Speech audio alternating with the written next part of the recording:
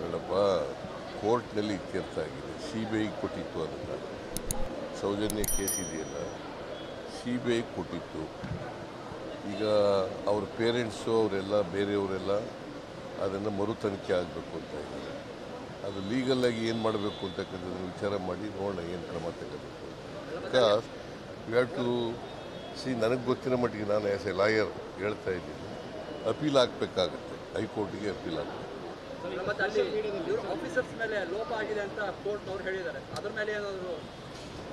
ಕೋರ್ಟ್ನವ್ರು ಹೇಳಿದರೆ ಜಡ್ಜ್ಮೆಂಟ್ ಅದರ ಮೇಲೆ ಅಪೀಲ್ ಹೋಗ್ತಾರಲ್ಲ. ಈಗ ಜಡ್ಜ್ಮೆಂಟ್ ನೋಡಿಲ್ಲ ನಾನು ನೋಡಿಲ್ರಿ. ನೀವು ಓದಿದ್ದೀರಾ? ನೀವು ಓದಿದ್ದೀರಾ? ಹಾಂ, ಆಯಿತು. ಏನು ಮಾಡ್ಬೋದು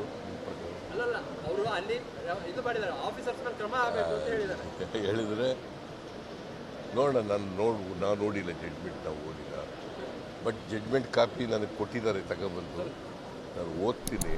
ಓದಿದ ಮೇಲೆ ಈಗ ಅಪೀಲ್ ಹಾಕ್ಲಿಕ್ಕೆ ಅವಕಾಶ ಇದ್ದರೆ ಅದನ್ನು ಚಾಲೆಂಜ್ ಮಾಡ್ತಾನೆ ಅಪೀಲ್ ಹಾಕೋದು.